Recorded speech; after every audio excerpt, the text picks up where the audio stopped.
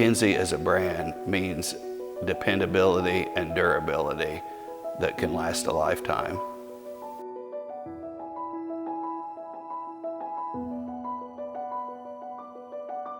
My name is Richard Gunnels. I farm in Northeast Missouri. We've been farming on this farm for 120 years.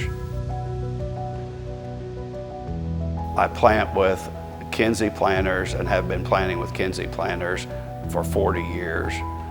We bought our first Kinze planter in 1982. We had had that planter for 18 years. So that's a true testament to how long that those planters will last and how dependable they are. For the entire time we've had Kinze Planters, we've never had to call the dealer for any major problems at all in the past 40 years. With the new Kinze 3605 planter that we just purchased, it's a 1223, and we included road clutches on it and scales to help increase efficiency and time. I would recommend a Kinze planter for the durability because we really never have to do any work to them or anything like that, and they're really simple to operate. They're a planter that my 14-year-old can operate or my dad can operate and without having any trouble at all. I think Kinze Planters are the most dominant planter in this area because they're simple, affordable, efficient.